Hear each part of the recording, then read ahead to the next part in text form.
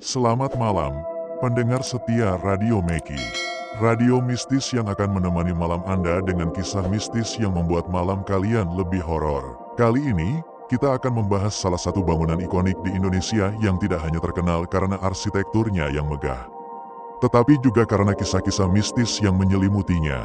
Ya, kita sedang berbicara tentang Lawang Sewu, bangunan bersejarah yang terletak di jantung kota Semarang, Jawa Tengah. Sejarah kelam dan misteri yang membuat Lawang Sewu dijuluki sebagai salah satu tempat paling angker di Indonesia. Kali ini, kita bahas sejarah Lawang Sewu. Pada awal pembangunan Lawang Sewu, yang dalam bahasa Jawa berarti 1000 pintu, dibangun pada tahun 1904 oleh pemerintah kolonial Belanda. Bangunan ini awalnya digunakan sebagai kantor pusat perusahaan kereta api Belanda, Nederlands Indische Spoorwegmaatschappij atau disingkat NIS. Arsitektur bangunan ini bergaya Art Deco, dirancang oleh arsitek Belanda bernama Prof. Jacob F. Klinghammer dan B.J. Owendak. Lalu pada masa penjajahan Jepang, saat Jepang menguasai Indonesia pada tahun 1942, Lawang Sewu beralih fungsi menjadi markas tentara Jepang. Disinilah kisah kelam dimulai. Bangunan ini digunakan sebagai penjara bawah tanah dan tempat penyiksaan tahanan perang.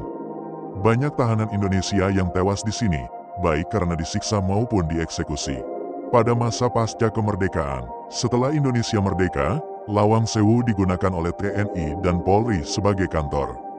Namun, pada tahun 1992, bangunan ini sempat terbengkalai dan menjadi tempat yang angker.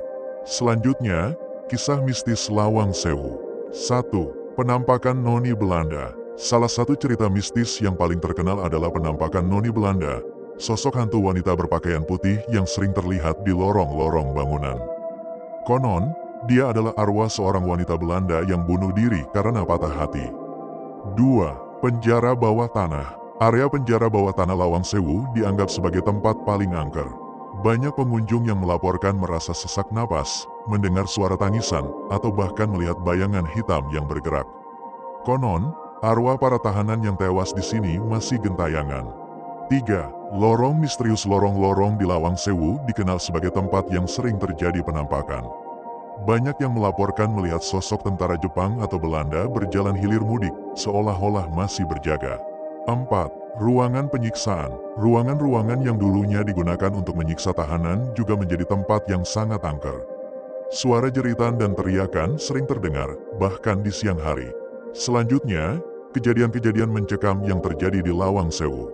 1. Insiden pembunuhan massal pada masa penjajahan Jepang. Banyak tahanan perang yang dieksekusi di halaman belakang Lawang Sewu. Konon, darah mereka meresap ke dalam tanah, dan arwah mereka tidak bisa tenang.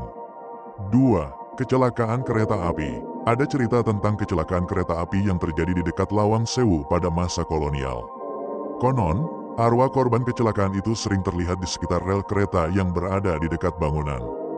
3. Pengalaman pengunjung. Banyak pengunjung yang mengaku mengalami kejadian aneh, seperti kamera yang tiba-tiba mati, suara langkah kaki yang mengikuti, atau bahkan merasa ada yang menarik baju mereka.